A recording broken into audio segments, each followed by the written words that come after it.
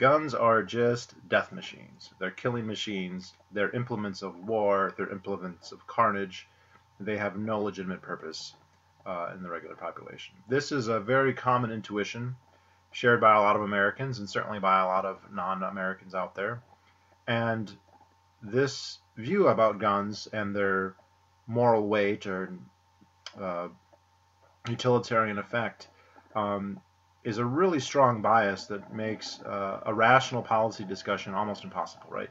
If we are going to analyze the role of guns in society and we start as our premise that they are just evil, that they have no legitimate purpose, then the policy consequences, the laws that follow after that are going to be radically different than if we have a more balanced view of their role in society. So I think it's really important to kind of deconstruct uh, this characterization of the implement. So I think the first thing and the most important thing to note is that even if we accepted it, and I'll go into later why it's problematic to characterize guns in this way, but for the sake of argument, let's just assume that yes, indeed, they are just killing machines. That they're for killing, they're for destruction. Um, a lot in many years when I've had debates, people just like, look, bottom line, they're just to kill people. Okay, that doesn't necessarily imply then that they should be restricted or that they should be banned, because the fact of the matter is that killing is sometimes justified. It's a legitimate act.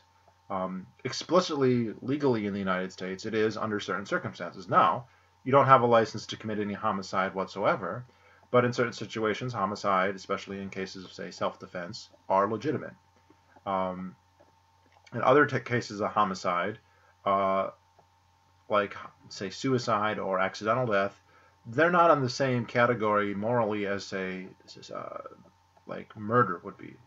So because there are legitimate uses, there are legitimate situations where you can kill someone, whether a gun or with a knife or with your bare hands, it doesn't then logically follow then that accepting that they're killing machines or death machines or however negatively you want to describe them, that they are necessarily something that needs to be banned or should be restricted. So that's, I think, the biggest single problem with this characterization. The other problem with it is it's not really an accurate characterization statistically, um, and it's not an accurate characterization in terms of the marketing and the actual use of these weapons. And now there's a debate here. You could say, well, if something is made to do X, then it should be characterized as doing X. But this becomes difficult if we say, well, it's made to do X, but 99% of the time it does Y, and it only does X 0.1% or 1% or whatever it is. Then it becomes difficult to just assume that it does X. So in the case of guns, they're designed to kill, being the argument, which there's problems with that as well. Therefore, they're just for killing, when in point of fact, they almost never kill. Most of the guns in the United States, there's around 300 million guns in the United States. There's around 30,000 gun deaths in the United States every year.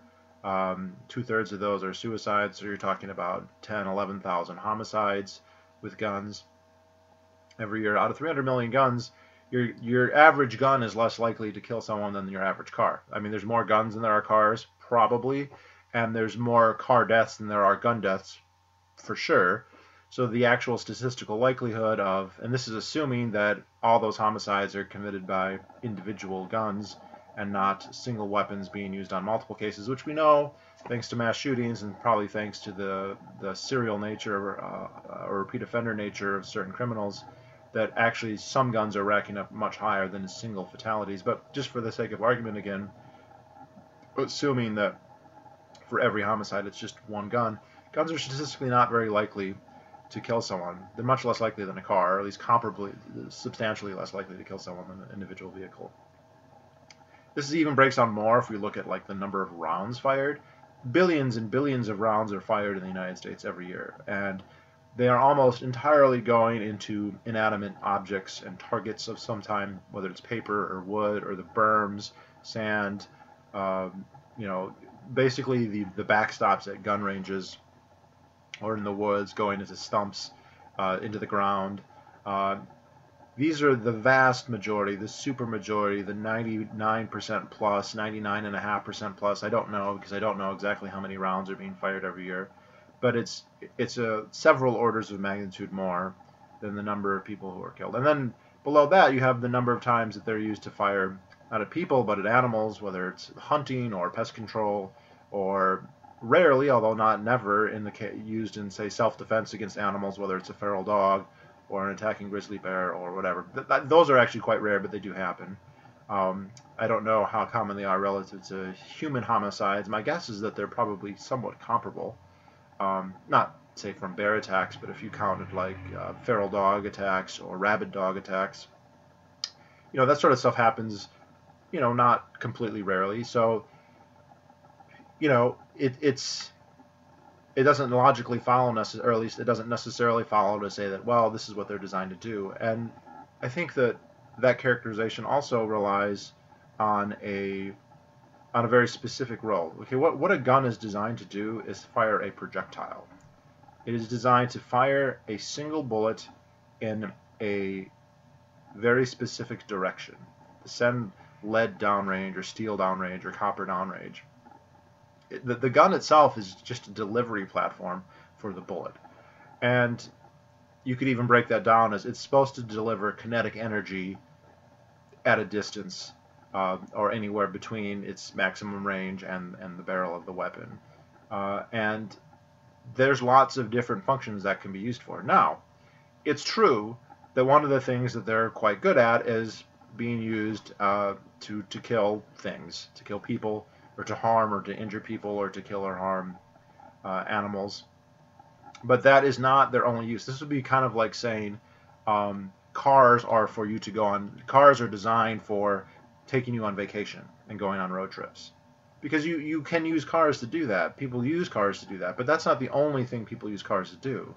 People use cars to go to work. People use cars recreationally. People use cars to run errands. They don't necessarily only use them to go on vacation, and people don't necessarily only use guns to go on killing sprees or to kill people. Most people and most guns will never be used to kill anyone. And there's also a lot you can be said about the marketing, and it depends on the type of gun, but many guns are specifically marketed for sport. You have shotguns, you have target rifles, you have target pistols that are marketed for, designed for, to be used in, say, shooting skeet, or target shooting at long ranges, or speed shooting, or any number of other things. There are guns that are designed more just as collector's items, or novelty items, or heirlooms, or for hunting, and specifically for hunting particular animals, whether it be elk or deer or maybe small game. There's lots of weapons that are designed for, say, pest control, that are great for maybe shooting rabbits or gophers or moles or rats. And it's probably true that in most of those cases they could be used against humans, but they're not designed with that purpose in mind, and they're not particularly effective at that relative to other types of firearms. And in terms of their use, overwhelmingly they're going to be used for their intended purpose, which is not to kill people. It's to be used in these other methods. And it is at the very least overly simplistic, and probably more of a mischaracterization to call them killing machines or homicide machines or murder machines, when that's not their intended function, and that's not how they're actually used. Right? Again, this would be sort of like saying, well, you could use cars are killing machines because that's what they do. They kill people, but most of the time they don't. You can use the kinetic energy in a car far surpasses the kinetic energy in a bullet. And this kinetic energy, as we all know, can be very damaging. It can cause injury, and it can be fatal. And there's enough people who die every year on the highways, on the roads, and a larger group of people who are injured, that you could say, oh, well, cars are just killing machines. They're battering rams that destroy bodies. But that's not their intended purpose. And their use, it ignores the ratio of their use that results in death versus the ratio of use that results in non-death, or whatever other list of accomplishments they do. Guns are similar to cars, only more so. For every round that hits human flesh, thousands or millions of rounds don't hit human flesh, and they're not intended to hit human flesh. And many of the rounds, I mean, most of them don't hit flesh, period. They, like I said earlier, they hit inanimate objects, whether it's berms or targets or pop cans or bits of trash or, whatever. Then you have this class of weapons. So you have a lot of weapons are designated, for hunting or for sport. But there are a class of weapons that are marketed more as like self-defense. Like a lot of handguns are marketed this way.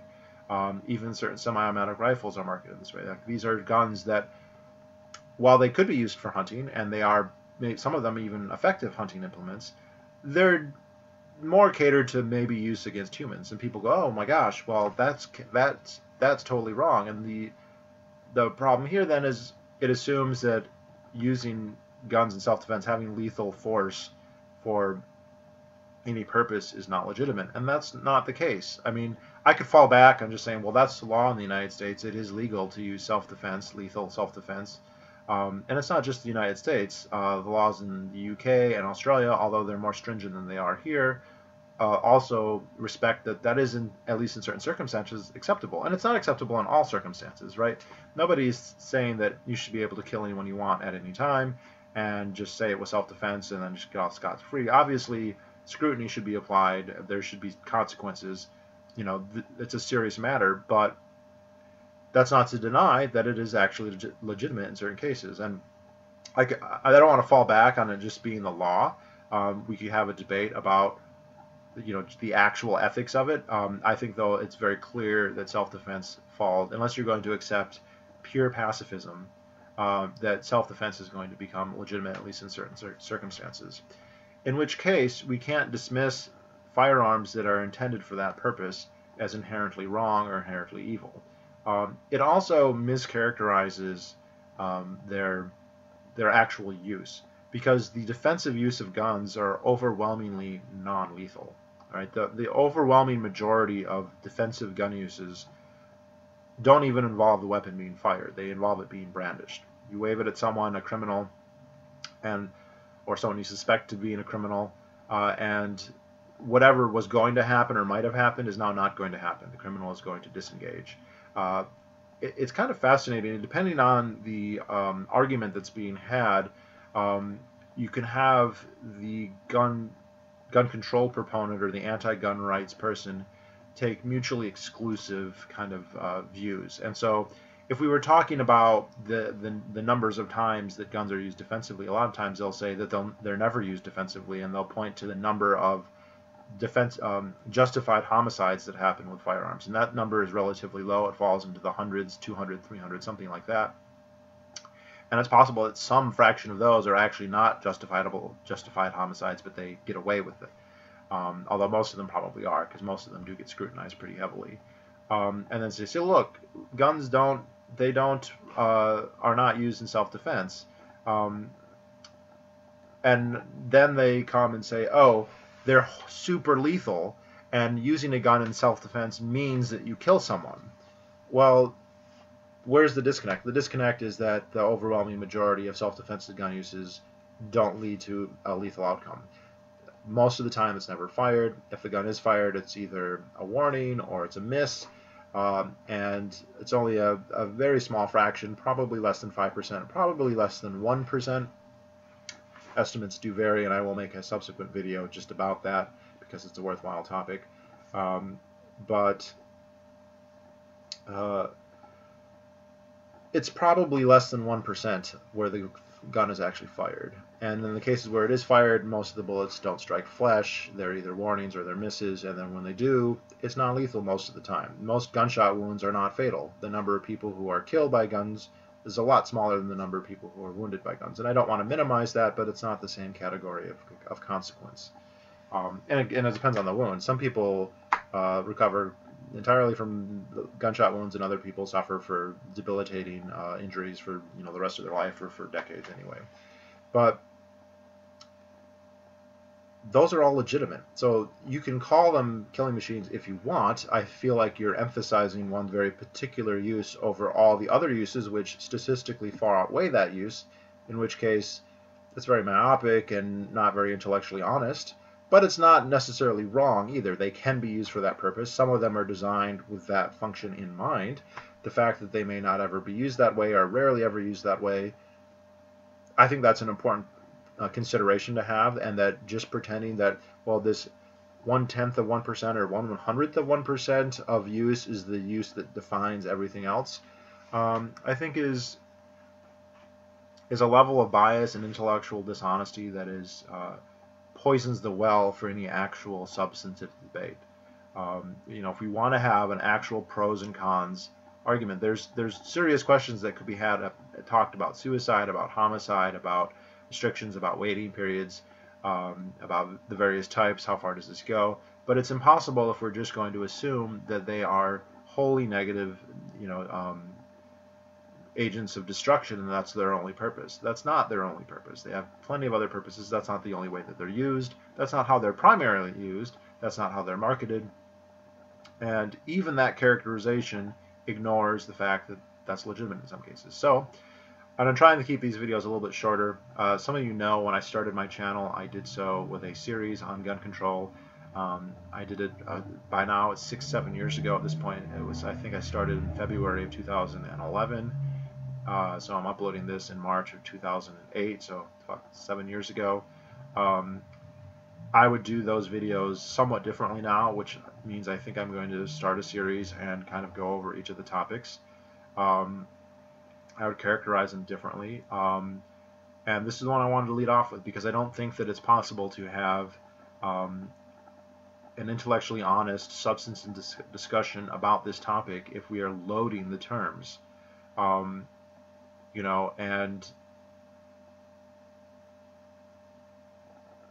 that's a really important consideration. Like a lot of people, you throw that out like that's the clincher, that they've got the argument that can't be rebutted, that's as far as it goes, and it's just not that simple. I understand that intuition. I understand that impulse. I didn't grow up with guns. My family did not hunt. They didn't have guns for self-defense.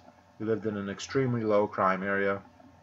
I had a father who bow hunted, so I did bows and arrows, but I didn't do guns. I never touched a gun until I was 23 or 24, and I fully understand when the first time you encounter one, that you touch one, that you see one, your heart rate goes up, and they seem very scary. They seem like this very forbidden, powerful totem of violence and potency, and it's one of those things you see it in movies and you see it on TV and you hear about how deadly they are. And the first time you touch one, a lot of times, like, you want to shake. I don't know that I literally shook, but I certainly felt that impulse. And the first time you pull the trigger, it's like, oh my God. But once you own them for a while and you've had them for a couple years and they gather dust in your closet and you use them, they become significantly more demystified. They lose a lot of that allure. You get a very profound respect. You understand that they are indeed powerful, that they are implements that are potentially fatal. But every time you get in your car, you're doing that, right? When you get in your car and you turn the key and you pull out onto the street, onto the public roads, you are in a machine that can absolutely obliterate a person, yourself included. And most people don't think that way about it, but that's actually what's happening. When you are taking your life and the lives of everyone that you can reach with that vehicle into your hand. And you should have a healthy respect for that. Now, a lot of people don't, and they don't pay attention when they drive, and that's how these accidents happen. And so that's why, I like to say, people will quib that, well, cars aren't designed to kill, they're designed to travel or whatever. I'm like, sure, but they are so powerful that they are more deadly than guns just on accident, right? Without people intentionally using them, I think it's quite rare for people to intentionally use a vehicle to kill people. They are so deadly that just accidentally using them results in tens of thousands of fatalities every year. And you should realize that every time you get into the driver's seat. Now, people do that. People who drive regularly do that all the time. This may not be true for people who drive infrequently or don't have driver's licenses. I've seen that. I've seen people who get in the car for the first time and they're nervous and they shake, and those people understand that what they're doing is potentially very dangerous. But once you've been doing it for a while, it becomes normalized, and you don't have those reactions, and you don't think about it like the potentially extremely powerful and risky behavior that it actually is. And guns are very similar.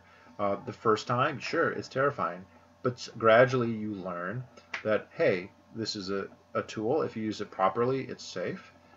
It's effective in certain situations. There's lots of situations where guns don't do you any good, that they could even be a burden. There are situations where they could be extremely useful, whether for recreation or for some kind of productive activity, or in rare cases, but they do happen, saving your life or someone else's life. You know, and one of the big problems in this debate is that we have this segregation of the population where a lot of people don't have that perspective. They only have the terrifying, mystified view of guns, you know, the totems of death. And they haven't been exposed to private gun ownership. These same people, by the way, are almost never flinch at the idea of police having guns, and apparently unaware of how many people police kill every year, or totally uninterested in that, or not in any way concerned about that, when I think that is actually a very real issue. Um, and then you have another group of people, gun owners, or people who live around gun owners or in parts of the country where gun ownership is culturally more common, who don't have that same view. And that means that there's very little common ground over which we can have a discussion. So I want to say that this is to bridge it. Obviously, I'm coming down very strongly on one side than another, but this is to break down what I think was very unwarranted bias in the anti-gun movement, to view them solely as illegitimate destruction death machines. That's not what they deserve. That's not what they are.